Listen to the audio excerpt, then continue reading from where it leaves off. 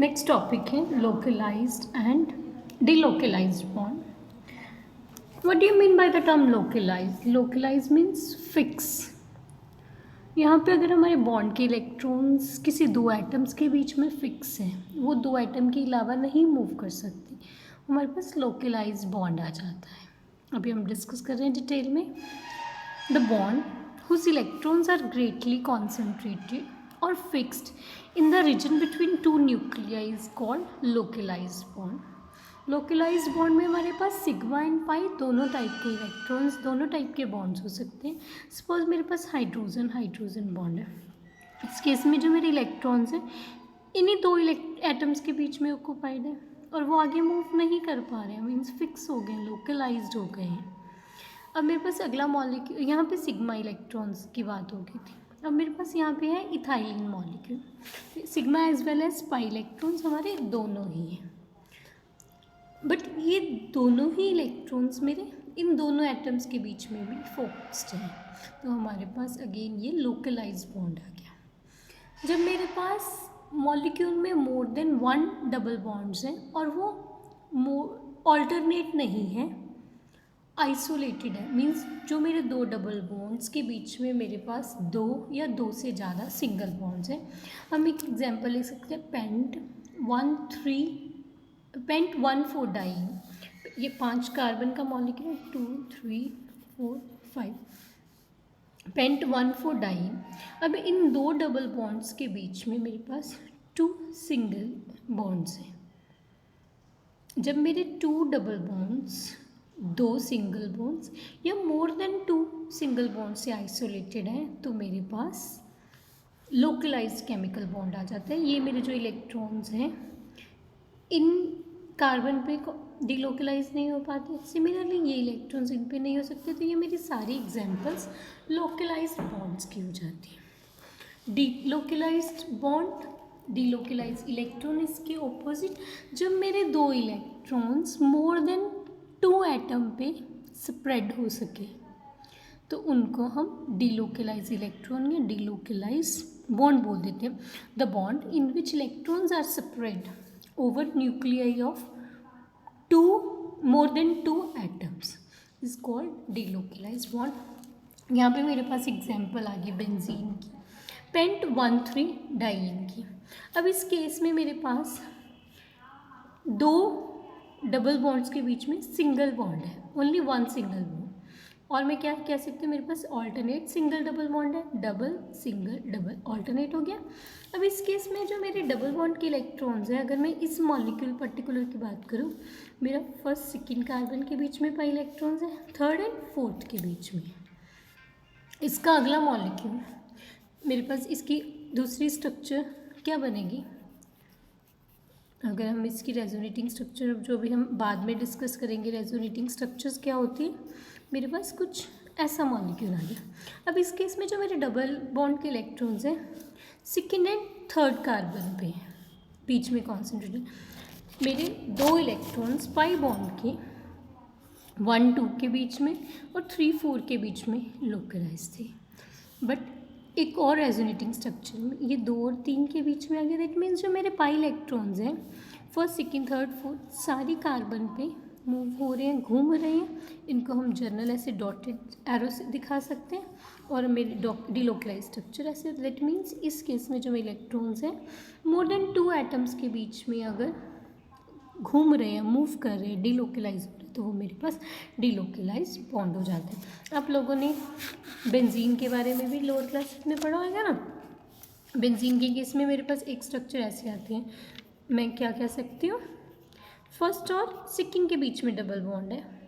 अगली स्ट्रक्चर में मेरे पास फर्स्ट और सेकेंड के बीच में मेरा सिंगल बॉन्ड है, फर्स्ट और 6 के बीच में डबल बॉन्ड है. दैट मीन्स मेरे जो पाई इलेक्ट्रॉन्स हैं 1 और 2 कार्बन के बीच में भी पड़े, 1 और 6 के बीच में पड़े.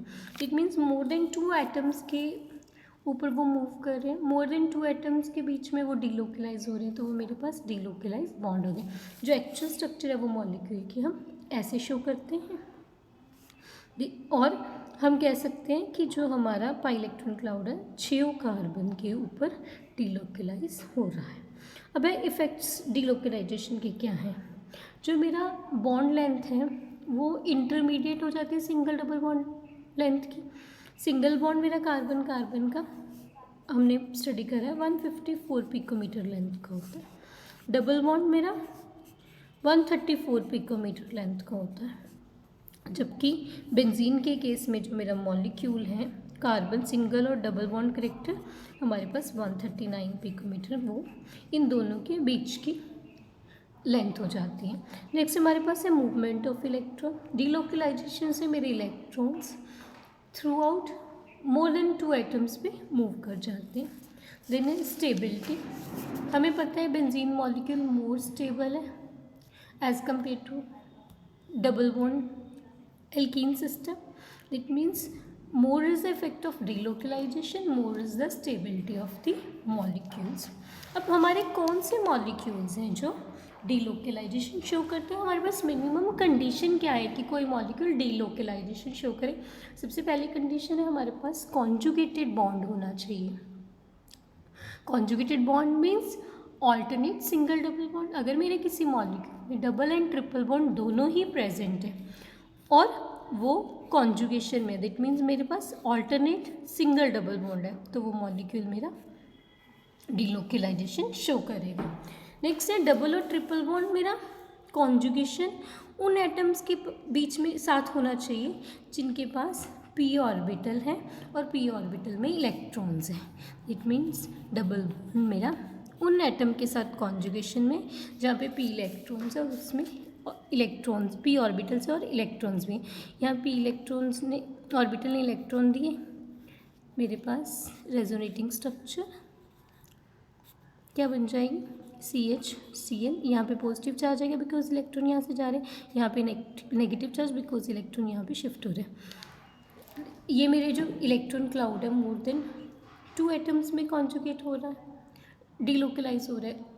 अगेन ये मॉलिक्यूल मेरा डीलोकलाइजेशन शो करेगा। और मैं क्या कह सकती हूँ, मेरा कोई भी रिएक्टिव इंटरमीडिएट कॉन्जुगेशन में ही पड़ा है, वो उस कार्बन पे पड़ा है, उस एटम पे पड़ा है जो डबल बॉन्ड की एडजेसेंट है। मेरे पास ये अलाइलिक सिस्टम आ गया और यहाँ पे एग्जांपल है अलाइलिक कार्बेनाइन की और अलाइलिक कार्बोकेटाइन की।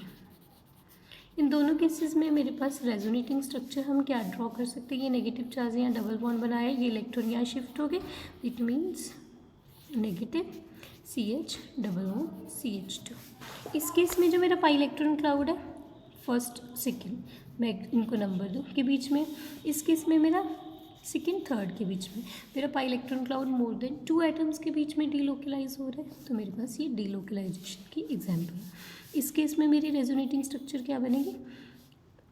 ये इलेक्ट्रॉन अगर यहाँ शिफ्ट हो जाए इस कार्बन पे हमारे पास पॉजिटिव चार्ज आ जाएगा। अब इस केस में यहाँ पे मेरा डबल बॉन्ड पाई इलेक्ट्रॉन्स 1 और 2 के बीच में, यहाँ पे वो 2 और 3 के बीच में मेरे पास एग्जाम्पल एक अगेन आ गई डीलोकलाइजेशन की। मेरे पास मेन कंडीशन है डबल बॉन्ड के साथ पेयर ऑफ इलेक्ट्रॉन्स, चाहे ऑल्टरनेट सिंगल डबल बॉन्ड हो जाए, चाहे मेरे पास कोई ऐसा एटम हो जिसके पास लोन पेयर ऑफ इलेक्ट्रॉन हो, चाहे मेरे पास कोई रिएक्टिव इंटरमीडिएट आ जाए। नेक्स्ट हमारे पास है वॉन डेर वाल इंटरेक्शन। जो वॉन डेर वाल फोर्सेस है वो मेरी इंटरमॉलिक्यूलर फोर्सेस होती है। सबसे पहले हम डिस्कस करेंगे इंटर एंड इंट्रा वर्ड का क्या मीनिंग है। We have 2 terms, one is inter and second is intra. Inter मेरे पास 2 डिफरेंट मॉलिक्यूल्स में इंटरेक्शन है, यहाँ मेरे इंट्रा मीन्स सेम मॉलिक्यूल में इंटरेक्शन है। जो मेरी वॉन डेर वाल इंटरेक्शंस है वो इंटरमॉलिक्यूलर इंटरेक्शन है। मेरे 2 डिफरेंट एटम्स और मॉलिक्यूल्स के बीच में इंटरेक्शन है, वो 2 डिफरेंट एटम और मॉलिक्यूल्स सेम कंपाउंड के भी हो सकते हैं, डिफरेंट कंपाउंड्स के भी हो सकते हैं। और ये मॉलिक्यूल जो फोर्सेस हैं वो सरफेस के थ्रू एक दूसरे में इंटरेक्ट करती हैं, थ्रू सरफेस के वो एक ऑपरेट होती हैं। 2 डिफरेंट मॉलिक्यूल्स में होती हैं, वो डिफरेंट मॉलिक्यूल सेम कंपाउंड के भी हो सकते हैं, डिफरेंट कंपाउंड के भी हो सकते हैं, और ये मॉलिक्यूल्स फोर्सेस थ्रू सरफेस के ऑपरेट होती हैं। अब ये मॉलिक्यूल्स कैसे मॉलिक्यूल्स मेरी इंटरमॉलिक्यूलर फोर्सेस वॉन डर वाल इंटरेक्शन शो करते हैं। सबसे पहले मेरे पास कोवलेंट बॉन्ड्स हैं, बट कोवलेंट बॉन्ड मेरा पोलर है। अगर मेरा कोई मॉलिक्यूल पोलर है तो उसमें मेरे पास पॉजिटिव एंड नेगेटिव एंड्स बने होंगे। अब एक मॉलिक्यूल का नेगेटिव दूसरे के पॉजिटिव से इंटरेक्शन कर सकता है ना, अट्रैक्टिव फोर्सेस। अगर मेरी किसी polar molecules two different molecules में ये फोर्सेस एग्जिस्ट कर रही हैं तो उनको मैं डाइपोल अट्रैक्शन कह देती हूँ, क्योंकि ये भी मॉलिक्यूल मेरा डाइपोल है, ये भी डाइपोल है। इन दोनों के बीच में अगर कुछ फोर्सेस कुछ इंटरेक्शन एग्जिस्ट कर रही हैं वो मेरी डाइपोल इंटरेक्शंस हो जाएंगी इन नॉन पोलर मॉलिक्यूल्स। अब पोलर मॉलिक्यूल में तो हमें समझ आ गया ना कि मेरे मॉलिक्यूल में डाइपोल है, मेरे मॉलिक्यूल में पॉजिटिव एंड नेगेटिव एंड्स हैं, जिस वजह से मेरे मॉलिक्यूल में ये फोर्सेस एग्जिस्ट कर रही हैं। नॉन पोलर मॉलिक्यूल्स में कैसे पॉसिबल है, कैसे पता चला? उस केस में वहाँ पे हमारे पास वॉन डर वाल इंटरेक्शंस है, इंटरमॉलिक्यूलर फोर्सेस हैं। हमारी gases like oxygen and nitrogen, जब उनको हम टेम्परेचर लो करते हैं, प्रेशर अप्लाई करते हैं, वो कंडेंस हो जाती हैं। कंडेंस हो रही है, कोई फोर्सेस उनमें डिक्रीज हो रही है, या उस कंडेंसेशन से पहले वाली स्टेज में उन मॉलिक्यूल्स में दो डिफरेंट मॉलिक्यूल्स को एक पर्टिकुलर डिस्टेंस मेंटेन रखने के लिए कोई फोर्स एग्जिस्ट कर रही थी। जब हमने टेम्परेचर डाउन करा या प्रेशर अप्लाई करा वो फोर्सेस कम हो गई, जिस वजह से मॉलिक्यूल मेरा कंडेंस हो गया। कंडेंसेशन मीन्स अगर मेरे पास गैस है, लिक्विड होगी, लिक्विड है मेरा सॉलिड, मतलब स्पेस कम लेते जा रहा है। वहाँ से ये रियलाइज़ हुआ, ये फाइंड आउट हुआ कि उन मॉलिक्यूल में कुछ फोर्सेस एग्जिस्ट करें, वो वीक इंटरमॉलिक्यूलर फोर्सेस हैं और उनका वॉन डर वाल फोर्सेस कह देते हैं। अब नॉन पोलर मॉलिक्यूल्स में आपस में कैसे इंटरेक्शन हो रही होगी? वहाँ पे जो मेरा मॉलिक्यूल है नॉन पोलर है, इट मीन्स उसमें positive and negative ends coincide कर रहे हैं। बट मेरे मॉलिक्यूल में कॉन्टिन्यूस, हम कहते हैं ना, मोशन में मूवमेंट्स होती जा रही हैं। एक पर्टिकुलर इंस्टेंट ऑफ टाइम में मॉलिक्यूल नॉन पोलर के बजाय आपस में कलाइड होकर या सम अदर फैक्टर से पोलर हो जाता है, उसमें positive and negative and separate हो जाते हैं। उस गैस मॉलिक्यूल्स के में एक मॉलिक्यूल में डाइपोल बन गया और पॉजिटिव और नेगेटिव एंड सेपरेट हो गए। जब एक मॉलिक्यूल में पॉजिटिव नेगेटिव एंड सेपरेट हो गए, उसने बाकी जो मेरे नॉन पोलर उसी में मॉलिक्यूल्स अदर पड़े थे उनमें भी डाइपोल क्रिएट कर दिए। इट मीन्स मेरे मॉलिक्यूल में टेम्परेरी डाइपोल प्रोड्यूस हुआ, उस टेम्परेरी डाइपोल ने बाकी सारे मॉलिक्यूल्स को भी पोलर कर दिया और मेरे मॉलिक्यूल्स कुछ पर्टिकुलर टाइम के लिए पोलर हो गए, डाइपोल हो गए। अब उनमें आपस में जो इंटरेक्शन होंगी वो मेरी वॉन डर वाल इंटरेक्शन और इंटरमॉलिक्यूलर इंटरेक्शंस हो गई। ये टेम्परेरी सेपरेशन हुआ पॉजिटिव नेगेटिव चार्जेस का, जिस वजह से मेरे पास इंस्टेंटेनियस और टेम्परेरी डाइपोल प्रोड्यूस हो गया, बन गया। उस टेम्परेरी डाइपोल ने आगे बाकी मॉलिक्यूल्स में पोलर एंड्स डाइपोल इंड्यूस कर दी। दैट्स वाई ये मॉलिक्यूलर फोर्सेस को जो मेरे नॉन पोलर मॉलिक्यूल्स में हो रही हैं टेम्परेरी डाइपोल और इंड्यूस्ड डाइपोल फोर्सेस कह देते हैं, और इनको लंडन फोर्सेस और डिस्पर्शन फोर्सेस भी कहते हैं। क्लियर है? जो मेरी दैट मीन्स वॉन डर वाल इंटरेक्शंस है मेरी टू टाइप्स की होगी। जो मेरे मॉलिक्यूल्स ऑलरेडी पोलर हैं, ऑलरेडी उनमें डाइपोल है उनमें, या मेरे मॉलिक्यूल्स नॉन पोलर हैं बट वो किसी पर्टिकुलर इंस्टेंट ऑफ टाइम के लिए डाइपोल बना, पोलर हुए और उन्होंने बाकी सारे मॉलिक्यूल्स में डाइपोल इंड्यूस कर दिया। अगर मेरे किसी मॉलिक्यूल में डाइपोल इंड्यूस हो गया तो वो आपस में इंटरेक्शन कर जाएंगे। ये मॉलिक्यूल फोर्सेस हमारी टू टाइप के, डाइपोल मेरे मॉलिक्यूल में already positive and negative ends separated है। दूसरे डाइपोल इंड्यूस्ड डाइपोल, एक मॉलिक्यूल में डाइपोल इंड्यूस हुआ, उसने एक डाइपोल इंड्यूस हुआ और उसने सारे मॉलिक्यूल्स में डाइपोल इंड्यूस कर दिए उस गैस के, तो मेरे पास डाइपोल इंड्यूस्ड डाइपोल इंटरेक्शन होगी। लेकिन पहले मेरे पास नॉन पोलर मॉलिक्यूल था, उसमें डाइपोल इंड्यूस हुआ, उसने बाकी सारे मॉलिक्यूल्स में डाइपोल इंड्यूस कर दिया। Similar to attraction we have repulsive forces also. Repulsive forces में हमारे पास क्या होता है, अगर मेरी अट्रैक्शन से रिपल्शंस डोमिनेट कर जाए तो मेरे पास रिपल्सिव फोर्सेस आ जाएंगे। ये कब और कैसे पॉसिबल है? अगर मेरे पास मॉलिक्यूल्स के न्यूक्लियाई के बीच में जो डिस्टेंस है, जहाँ पे attractive and repulsive forces balance हो रही हैं, तो मेरे पास वो बॉन्ड लेंथ आ जाता है। बट अगर मेरे दो मॉलिक्यूल्स के बीच में, दो एटम्स के बीच में डिस्टेंस उनकी बॉन्ड लेंथ से भी कम हो जाए, जो भी उनका स्टैंडर्ड डिस्टेंस है, रेडियाई है, लेंथ है, उससे भी कम हो जाए, तो मेरे पास रिपल्शंस आ जाएंगे।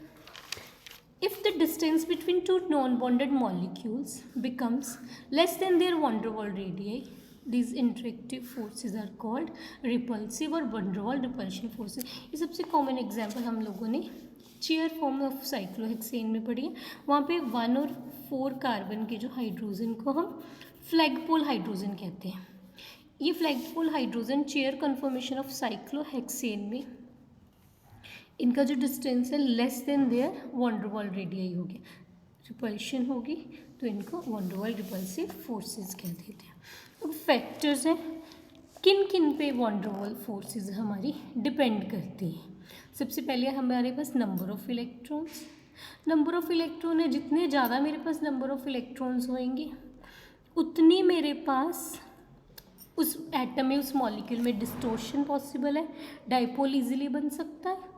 जितना इजीली डाइपोल बनेगा उतनी मेरी van der Waals इंट्रैक्शन ज़्यादा जाएंगे। That is more is the number of electron, more will be the van der Waals forces. Second है साइज ऑफ द मॉलिक्यूल। जितना ज़्यादा मेरे मॉलिक्यूल का साइज है उतना ज़्यादा मेरा सरफेस एरिया है, और जो van der Waals इंट्रैक्शन है वो तो थ्रू सरफेस ही ऑपरेट कर रही है। मोर is the size of the molecule, more is the surface area, more will be the van der Waals interaction. अब हमारे पास सपोज कोई भी फंक्शनल ग्रुप है, एल्कोहल्स हैं, एल्केन्स है, कुछ भी है, जब हम सपोज 5 कार्बन की बात करें, 6, 7, 8, जब हम 5 से जैसे जैसे मेरा मॉलिक्यूलर वेट बढ़ता जाता है, मेरा वो फैक्टर मेल्टिंग पॉइंट या बॉइलिंग पॉइंट या सम अदर फैक्टर इंक्रीज होता जाता है, वो because of van der Waals interaction. Because more is the size, more is the surface area, more will be the that property, more will be the boiling point. Then molecule की shape. Molecule की shape explain करने के लिए हम imagine कर सकते हैं मेरे मॉलिक्यूल में जिस पर्टिकुलर शेप में ज़्यादा सरफेस एरिया है वहाँ पे मेरी van der Waals इंट्रैक्शन सबसे ज़्यादा होगी, जहाँ पे मेरा सरफेस एरिया लेस है वहाँ पे मेरी van der Waals interaction least होगी। यहाँ पे आप लोगों ने boiling point of pentane compound, हमारे पास डिफरेंट कंपाउंड्स होते हैं ना, linear, n pentane, isopentane, tertiary pentane. मेरे पास जब 5 कार्बन है, दैट मीन्स लीनियर मॉलिक्यूल मेरे पास ये स्ट्रक्चर आ गई। आइसो वाले में मेरे पास ये स्ट्रक्चर आ गई, टर्शरी में मेरे पास ये स्ट्रक्चर आ गई। ये मेरा लीनियर मॉलिक्यूल है, ये मेरे पास हेमिस्फीयर शेप बन रही और ये मेरे पास स्फीयर शेप बन रही। और हमें पता है स्फीयर का सरफेस एरिया लीस्ट होता है।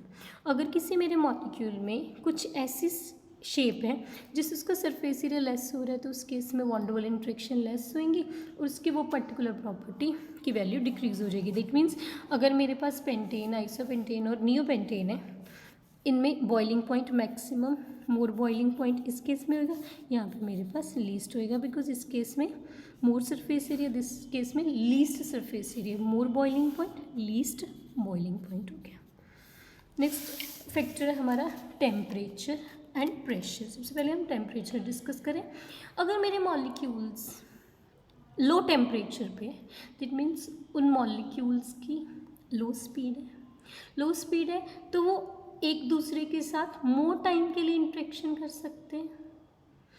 अब कैसे देख सकते हैं ना, सपोज मेरे ये 2 एटम्स हैं, ये बहुत स्पीड पे चल रहे हैं, दैट मीन्स उनकी इंट्रैक्शन का टाइम हमारे पास कम है। बट अगर वो बहुत स्लो चल रहे हैं तो मोर टाइम के लिए एक दूसरे से इंट्रैक्ट कर सकते हैं। हमारे पास लो टेम्परेचर, लेस स्पीड, मोर इंट्रैक्शन, मोर van der Waals इंट्रैक्शन हो जाएंगे, मोर van der Waals फोर्सेज हो जाएंगे। दैट मीन्स लो टेम्परेचर पे हमारी मोर van der Waals फोर्सेज होती है। प्रेशर का हम कैसे देख सकते हैं, more pressure means less volume, more pressure less volume means हमारे पास मॉलिक्यूल्स आपस में बहुत क्लोज आ जाएंगे, मोर क्लोज आ जाएंगे, उनकी आपस में इंट्रैक्शन इंक्रीज हो जाएगी, मोर इंट्रैक्शन इंक्रीज होगी तो मेरे पास फोर्सेस मोर होंगे. That means more is the pressure, lesser will be the temperature, we have more van der Waals interaction.